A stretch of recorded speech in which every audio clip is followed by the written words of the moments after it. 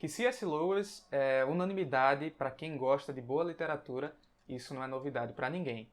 Mas como é que ele consegue fazer sucesso ou agradar tanto a católicos e evangélicos, sendo que esses dois têm teologias tão distintas, né? Então fica nesse vídeo que o assunto de hoje é sobre por que C.S. Lewis é tão querido entre católicos e evangélicos. Olá a todos, sejam muito bem-vindos ao canal C.S. Lewis Brasil, o primeiro canal de conteúdo exclusivo sobre a vida e a obra de C.S. Lewis. Eu sou Everton, eu sou professor de Línguas e Literatura e eu vou ser o seu guia nessa jornada pela vida de C.S. Lewis. Clive Staples Lewis ele foi um escritor, um teólogo e um professor irlandês do século XX. Desde novo ele se destacou, desde muito cedo, desde a sua infância, com a sua vocação para a literatura e para a imaginação criativa. Como ele era fruto de uma família bem instruída, né? Seu pai era um advogado e sua mãe era uma professora de matemática, e desde a sua infância ele estava cercado de livros por todas as partes, como ele vai descrever na Casa Nova, que é um ambiente bem especial, uma época bem especial da vida dele, livros por todos os lugares. É nesse ambiente que nasce esse escritor que é tão famoso hoje em dia. E é nesse contexto que Lewis ele constrói o seu imaginário criativo, o seu imaginário literário. Após sua conversão ao cristianismo, ele começa desde cedo a produzir material fruto dessa reflexão que ele tem sobre as doutrinas ou crenças da fé cristã. Ele publica o seu primeiro livro, por assim dizer, de conteúdo espiritual relacionado ao cristianismo, O Regresso do Peregrino, logo no começo da sua conversão. Então, esse livro está traduzido para português, se eu não estou enganado, pela edição da Ultimato, editora Ultimato. E como eu falei, desde cedo o Lewis ele demonstra, escrevendo o fruto das reflexões sobre a fé cristã, apresentando a sua ideia, né, do que ele entende da fé cristã. Lewis ele sempre evita falar daquilo que ele não sabe, ele nem se apresenta como um teólogo.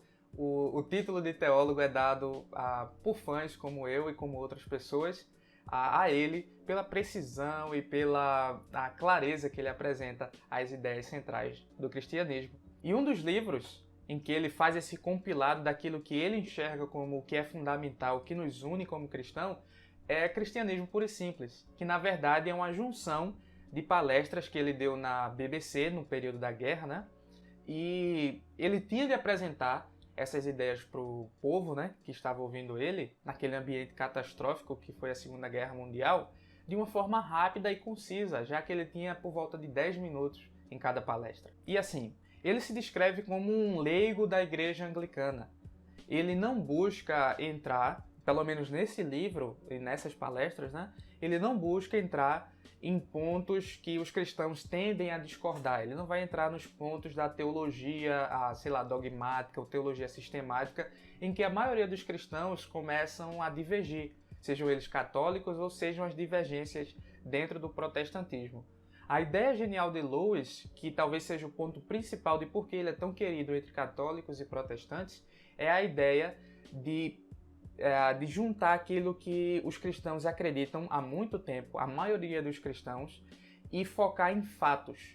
O fato é muito mais importante do que muitas vezes as nossas interpretações daquele fato. Então Lewis, nesse livro, ele vai focar nisso, e eu acredito que esse é o grande estalo para ele alcançar tanto católicos e protestantes, que, como a gente já sabe, tem doutrinas bem divergentes daquilo que não gira em torno do que é o essencial, não é? Lewis está propondo nesse livro, nessas palestras, uma maneira de como a gente pode conversar. Ele quer estimular o diálogo entre cristãos ou pessoas que pensam de forma diferente e não a criar uma espécie de barreira. Ele quer criar pontes para que a gente possa conversar. E é claro, numa conversa eu posso discordar de você, você pode discordar de mim, e assim é perfeitamente natural. Uma coisa bem importante que a gente tem que mencionar nesse vídeo é que Lewis ele não está propondo uma espécie de ecumenismo. Ele não quer juntar todo mundo num mesmo bolo e dizer não importa as diferenças. Lewis está focando naquilo que é mais essencial, naquilo que é mais importante, naquilo que nos une e naquilo que aparenta ser a mensagem principal das Escrituras. Lewis tinha sim opiniões sobre diversos assuntos e diversas explicações daquilo que ele chama dos fatos principais, mas pelo menos nesse livro, em outros livros com certeza ele expõe essas suas opiniões teológicas, mas nesse livro, Cristianismo Puro e Simples, ele evita isso justamente porque ele quer alcançar pessoas fora do cristianismo. Se você já leu esse livro e lembra, ele vai falar, olha, essas discussões sobre como é tal coisa, no que a gente diverge, isso geralmente tem que ficar entre cristãos que já creem que Jesus é o Filho de Deus e que Deus criou todas as coisas. E isso não importa, muito pelo contrário, isso só atrapalha alcançar as pessoas que ainda não creem em Jesus Cristo. Então essa é a proposta de C.S. Lewis quando ele escreve esse livro, que é o grande trunfo, como eu já disse, porque ele consegue agradar, não no sentido de que ele queira agradar tanto um grupo como outro, mas no sentido de que ele é tão respeitoso e é tão natural e tão claro os argumentos dele que termina que agrada pessoas de posições distintas. Uma das atitudes assim que parece ser o que mais conquista os leitores é o raciocínio claro, preciso e as ilustrações do cotidiano com raciocínios assim simples, né, que fazem com que todo mundo possa entender. Esse talvez seja o maior trunfo de Lewis, né, o motivo de tantas pessoas gostarem dele.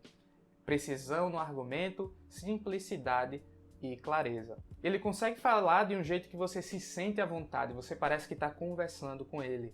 Você cria uma certa empatia com o próprio C.S. Lewis, que parece que está ali com você, numa sala, conversando sobre determinados assuntos. E você que é leitor, você gosta desse ambiente, desse sentimento entre leitor e escritor, né? E é claro que isso torna o assunto muito mais saudável e muito mais prazeroso, essa conversa respeitosa da forma como ele tradicionalmente faz. Outra coisa que é importante lembrar é que Lewis não nega que você pode descobrir como o fato principal, as explicações decorrentes desse fato principal. Por exemplo, deixa eu exemplificar isso para ficar mais claro. Todos nós sabemos, ou a maioria dos cristãos concordam, que o sacrifício de Cristo nos salvou de alguma forma. Então esse é o que Lewis chama de fato principal. Cristo morreu e é esse sacrifício que nos salva dos nossos pecados. Agora, a explicação de como isso aconteceu, C.S. Lewis ele tende a argumentar que são nossas próprias visões. Na verdade, ele não nega que a gente possa encontrar a verdade desses assuntos, né? De como isso aconteceu, né? De como a expiação, aquilo que nós apresentamos teologicamente como expiação, aconteceu.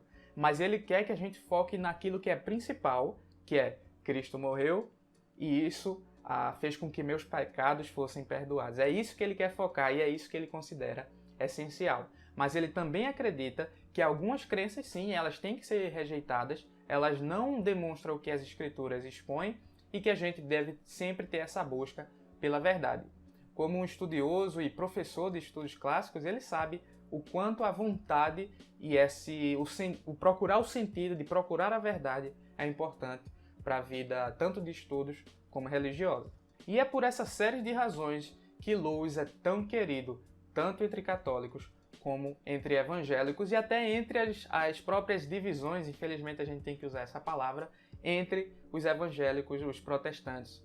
Ele fala de uma maneira tão clara, ele foca nas questões essenciais, ele expõe como isso nos une e não nos separa, que até pessoas de crenças diferentes, teológicas diferentes, elas têm que elas se sentem à vontade, na verdade, para escutar Lewis, ponderar seus raciocínios, seus argumentos e dizer, esse cara parece ter razão. Mas e aí, o que é que você pensa a respeito? Você concorda, você discorda, você tem algo mais a contribuir? Deixa aí nos comentários, eu quero ouvir um pouco da sua opinião e eu quero te chamar para fazer uma coisa, né? No começo de projetos como esse, de canais como esses, é muito importante que você se inscreva nesse canal, é muito importante que você dê a sua avaliação, seja um like, seja um dislike, mas é muito importante que você faça isso. Se inscreva no canal e deixe a sua avaliação. Então essa é a forma como o YouTube vai entender o crescimento desse canal, ou quem esse canal está alcançando, e vai recomendar para outras pessoas também. E se você também quer ajudar esse canal a continuar esse projeto que está só começando, você pode clicar no nosso link da Amazon, que está aí na descrição. Como é que esse link funciona? Não tem nada de extravagante, nem de extraordinário. Toda vez que você for clicar ou comprar, né? Toda vez que você for comprar algo na Amazon, você pode clicar no nosso link e aí é só fazer sua compra comum. Dessa forma, a Amazon entende que você está indo até eles através do nosso canal e nos ajuda com a comissão naquilo que você comprou, né? Por você ter ido até eles através da C.S. Lewis Brasil.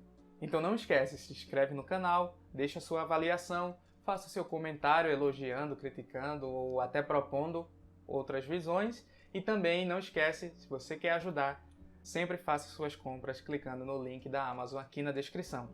Isso é tudo, pessoal. Eu vejo vocês na próxima. Até mais.